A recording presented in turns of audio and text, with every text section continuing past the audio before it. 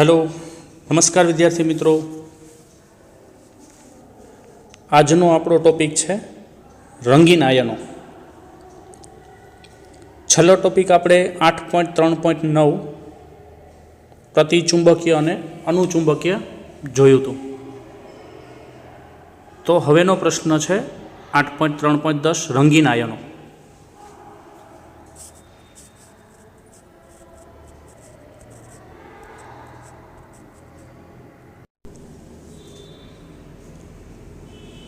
तो डी विभाग घणा आयनो रंगीन है।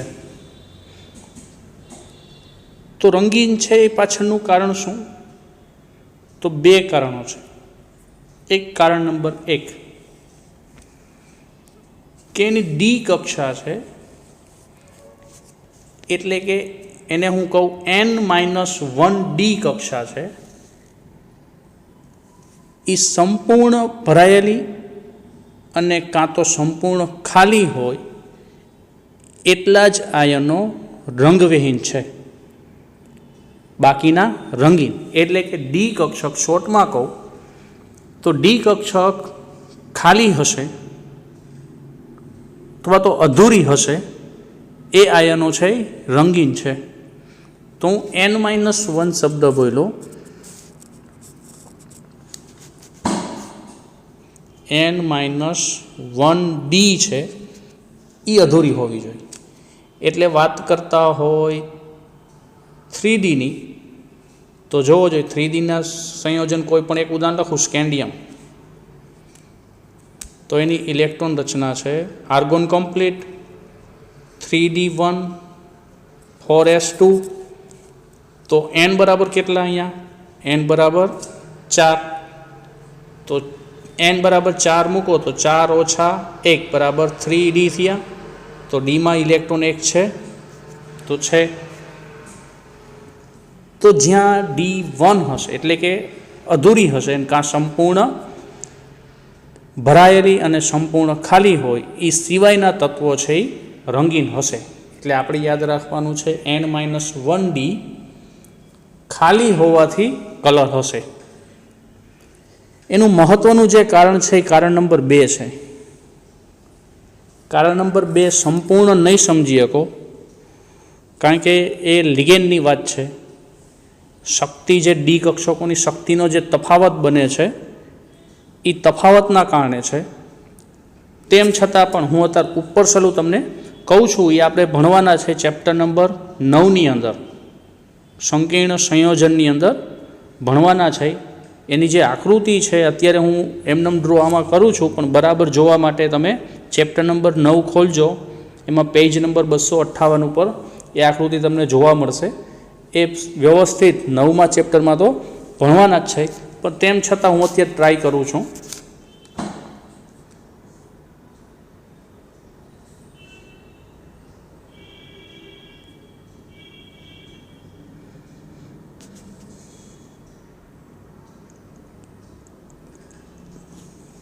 चलो डी कक्षक ने मैं हूँ लखूँ छूँ।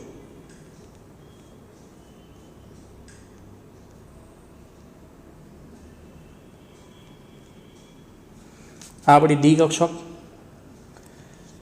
तो डी कक्षकना इलेक्ट्रॉनना 5 विभाग कक्षको 5 पेटा प्रकार है। एना नाम पण तमे जाणता हशो।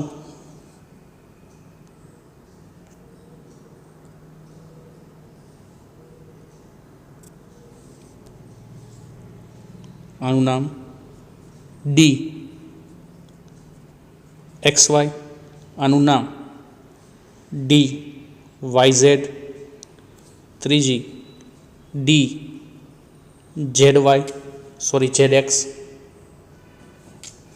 आनु नाम डी X² - Y² अने 5मानु नाम डी Z²।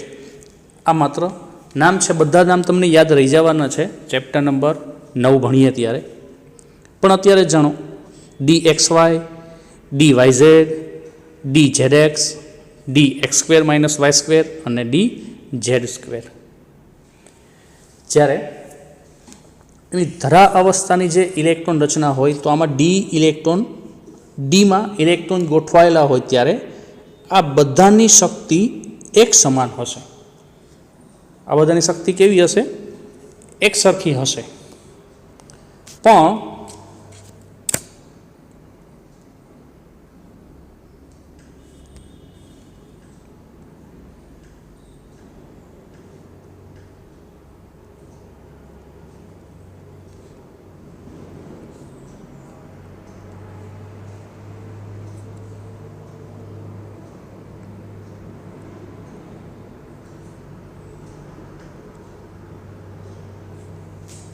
ચલો મેં એક નવી આકૃતિ દોરી છે.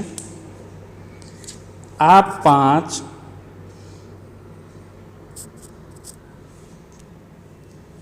ડી કક્ષક છે. જ્યારે એમાંથી કોઈ નવો લિગેન્ડ દાખલ થાય, બંધ બનાવે, એટલે આ કારણ કે કક્ષકો ખાલી હશે, ખાલીની જ વાત કરીએ છીએ, તો આમાં નવો ઇલેક્ટ્રોન દાખલ થાય ત્યારે કાંઈક શક્તિ લઈને આવે. એટલે આ પાંચેની સમશક્તિ હતી. નવો ઇલેક્ટ્રોન દાખલ થવાના કારણે, લિગેન્ડ બનવાના કારણે આની શક્તિમાં તફાવત આવી જાય. એટલે 3ની શક્તિ ઓછી અને 2ની શક્તિ વધી જાય, એટલે 2 ભાગમાં આ તફાવત આવી જાય. હવે આમાં કોણ ઉપર જાય ને કોણ નીચે જાય છે એ એની ગોઠવણી રચનાના કારણે અષ્ટફલકીય, સમચતુષ્ફલકીય ઉપર છે. પણ એ બધું મેં તમને કીધું એમ કે ચેપ્ટર નંબર 9માં, અત્યારથી કહીશ તો સમજ નહીં પડે અડધેથી, રાઈટ? તો એ 9મા ચેપ્ટરમાં જોશું. હવે આના નામ નીચેની જે હોય, ઓછી શક્તિ હોય નીચે હોય, વધુ શક્તિવાળા ઉપર. જેની વધુ શક્તિ હોય એને EG કહેવાય, અને વધુ ઓછી શક્તિ છે એને T2G કહેવાય. T2G. તો 2 ભાગમાં વિભાજિત થયા, EG અને T2Gમાં. તો કોણ EG થશે ને કોણ T2G થશે?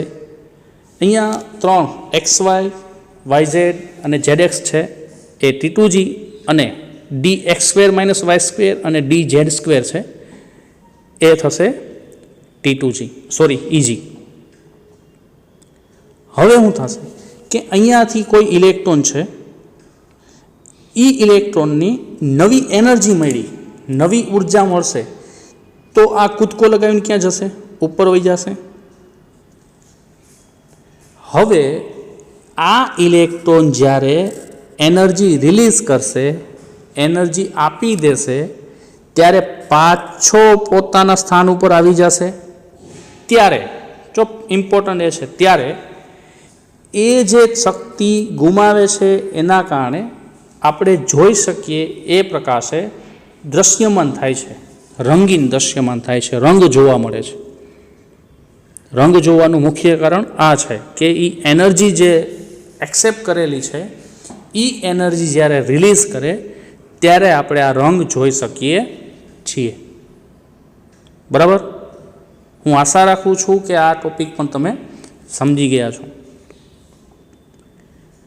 છતાં ડિટેલમાં જાણવું હોય તો 9માનું મેં તમને કીધું, મેં થોડુંક વાંચજો, ખબર પડે તો. ન ખબર પડે તો ચિંતા કરવાની જરૂર નથી, ભણવાના જ છે 9મા ચેપ્ટરમાં.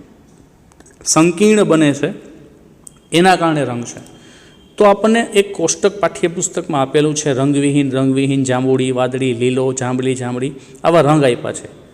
તો લખેલું છે Sc3+, સ્કેન્ડિયમ 3+, જે રંગવિહીન છે. તો શું કામ રંગવિહીન છે scandium?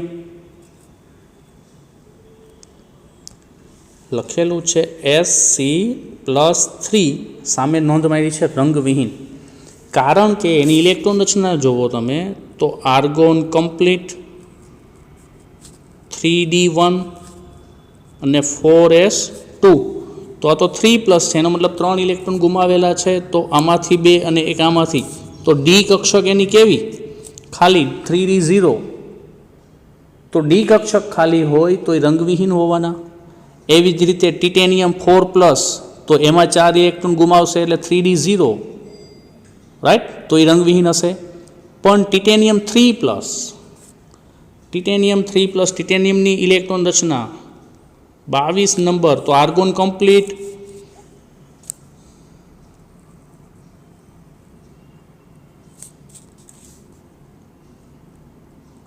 Argon complete 3D2 4s2 આપણે જોઈ છે ટિટેનિયમ +3 તો 3 ઇલેક્ટ્રોન, 2 આમાંથી જશે, 1 આમાંથી જશે તો 3D1 વધે.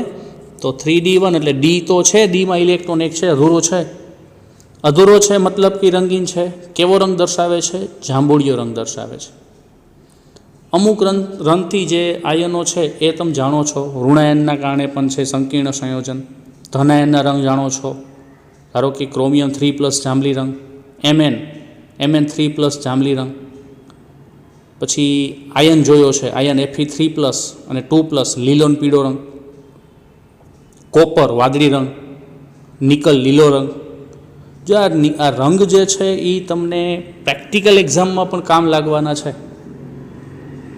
ચેપ્ટર નંબર આ રંગ છે એ, અને છેલ્લું ચેપ્ટર આપણું 9મું, એના રંગ છે એ તમને પ્રેક્ટિકલ એક્ઝામમાં 100% કામ લાગવાના છે. કારણ કે અમુક દ્રાવણો તમને રંગીન જ મળ્યા હશે તો ધનાયન અને ઋણાયન શોધવામાં સીધી સરળતા પડશે. તો રંગથી પરિચિત થવું. તો આ 2 કારણથી આપણને આ રંગ જોવા મળતા હોય.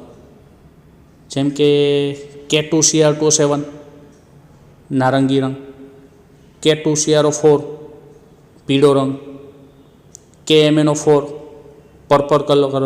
આઈ થિંક શ્યોર કલરમાં તો મારા કરતાં છોકરીઓ જાજી જાણતી હશે.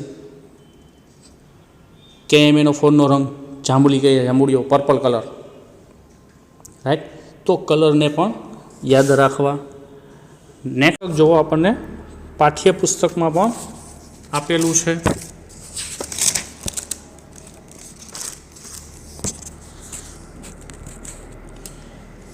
N-1નું મેં તમને કીધું.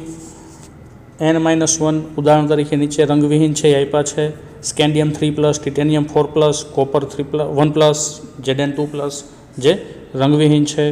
સાથે રંગીનના પણ ઉદાહરણો છે. જે અત્યારે હું તમને સમજાવતો હતો એ આકૃતિ આમાં આ રીતે ડ્રો છે. પાઠ્યપુસ્તકમાં પણ તમે 9મા ચેપ્ટરમાં જોઈ શકો છો. dxy dy z gzx dx² - y² અને dz² છે એ નવો ઇલેક્ટ્રોન, નવો લિગેન્ડ દાખલ થવાના કારણે શક્તિમાં તફાવત ઉદ્ભવે છે. જે તફાવતના 2 ભાગ EG અને T2G મેં તમને ચર્ચા કરી દીધી.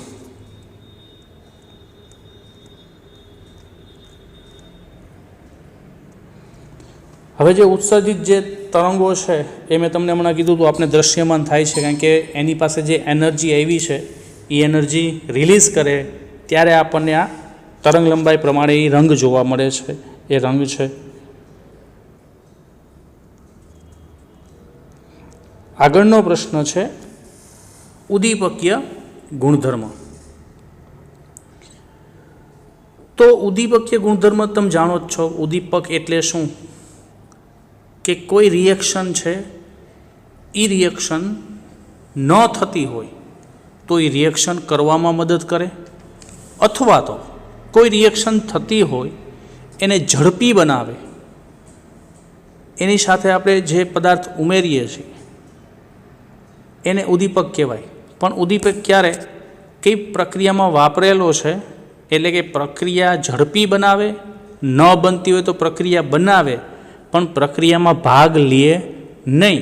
પ્રક્રિયાના અંતે આપણને એટલો ને એટલો જથ્થો છે એ પાછો મળે. હા, બની શકે ઘન પદાર્થ વાપરેલો છે તો લિક્વિડ ફોર્મમાં પાછો મળે, પણ એટલો ને એટલો પાછો મળે. તો આપણને ડી બ્લોક છે, એક જ મિનિટ, ડી બ્લોક છે એ ઘણા બધા ઉદ્દીપકીય રીતે ઉપયોગી છે.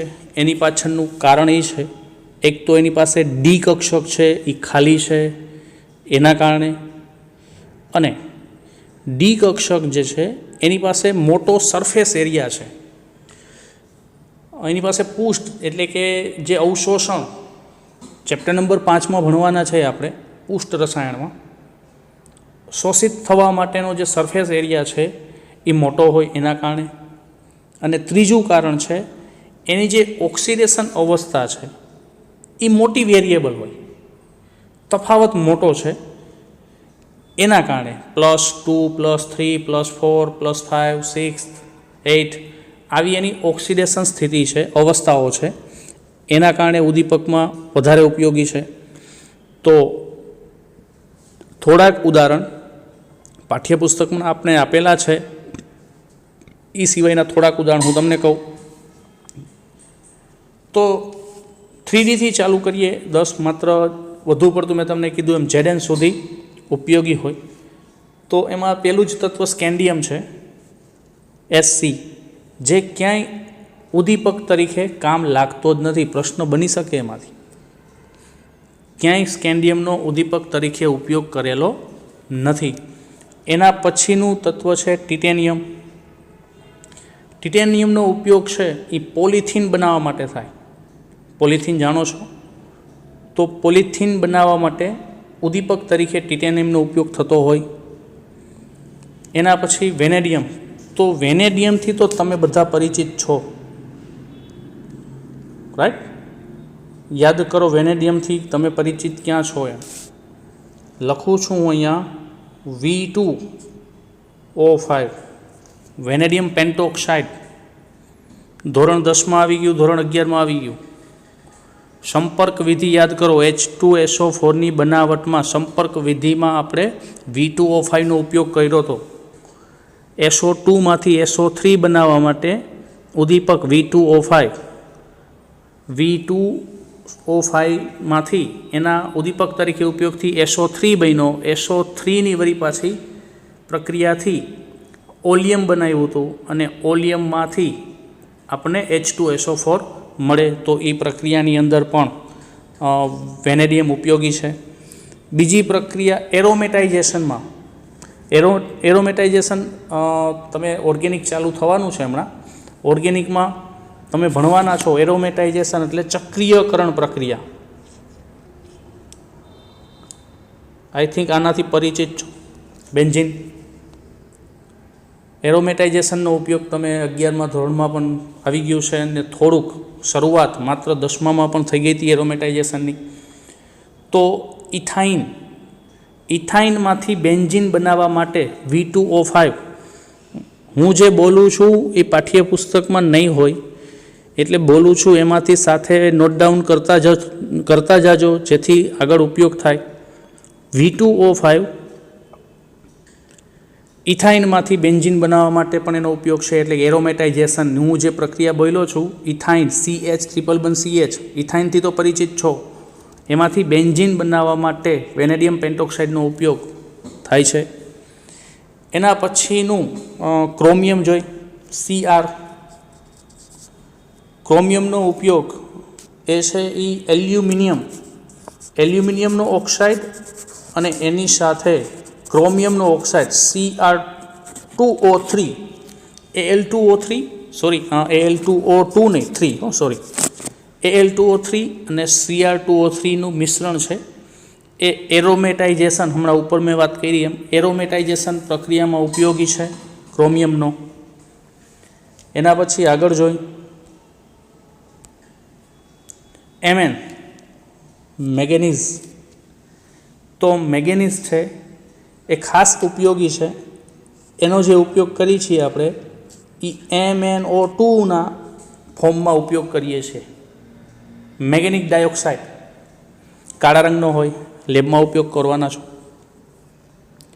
તો MnO2 છે એ ઓક્સિજન બનાવવા માટે આનો ઉપયોગ થાય છે. હું એક પ્રક્રિયા લખું છું,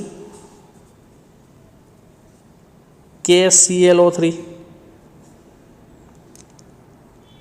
આને ગરમ કરીએ તો આનું વિઘટન થઈને આપણને KCl અને ઓક્સિજન મળે.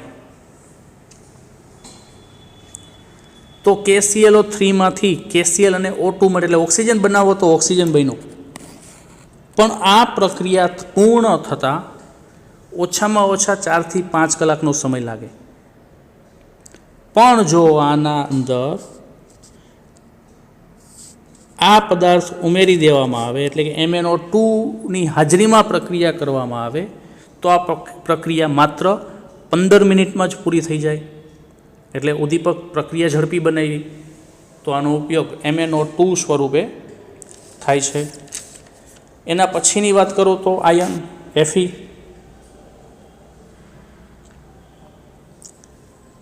તો Feનો ઉપયોગ પણ તમે જાણો છો, યાદ કરો ક્યાંક Fe વાપરેલું છે 9મા ને 11 10મા ને 11માં.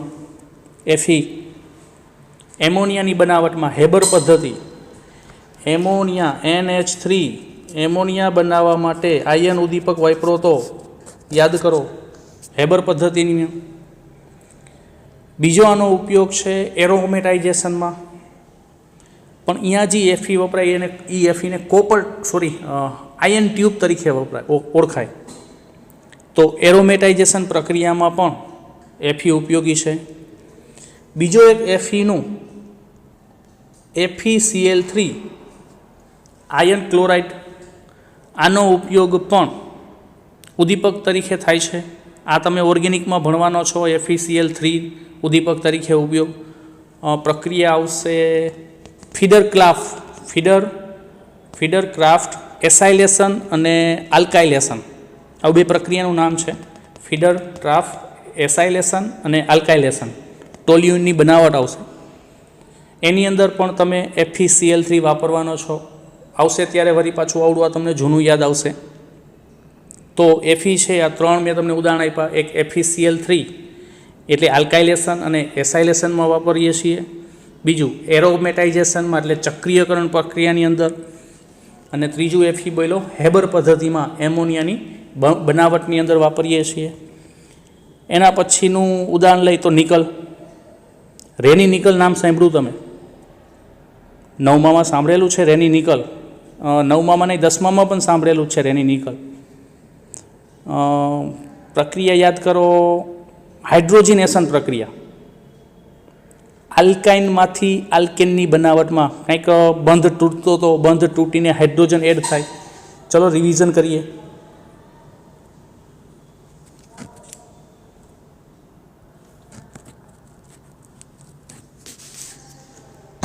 આલ્કાઇનનું ઉદાહરણ હું લઉં CH ટ્રિપલ બંધ CH.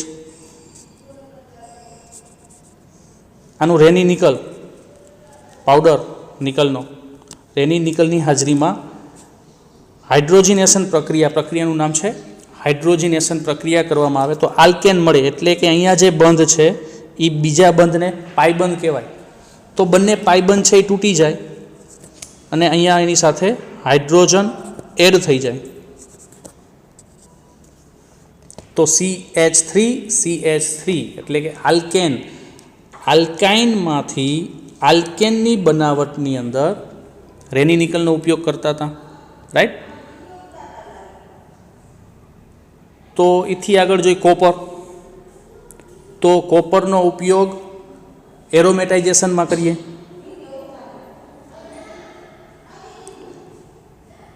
તો ચક્રીયકરણ પ્રક્રિયાની અંદર પણ કોપર ઉપયોગી છે, એને પણ કોપર ટ્યુબ તરીકે ઓળખાય.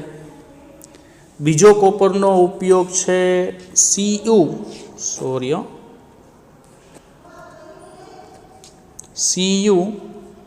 CuCl2 copper chloride. આનો ઉપયોગ વોકર પદ્ધતિમાં કરવાના છે. વોકર પદ્ધતિ એટલે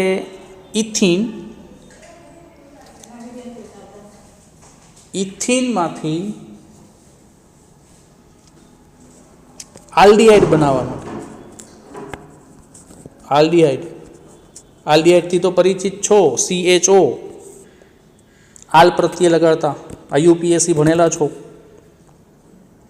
તો ઇથિનમાંથી આલ્ડીહાઇડની બનાવટમાં હોકર પદ્ધતિની અંદર પણ CuCl2 કોપરનો ઉપયોગ થાય. તો કોપરનો બે જગ્યાએ ઉપયોગ, એક વોકર પદ્ધતિ અને એરોમેટાઇઝેશન. તો આમ ઉદ્દીપકીય રૂપે ડી બ્લોક છે એ ઘણો ઉપયોગી છે. હરિઓમ અસ્તુ.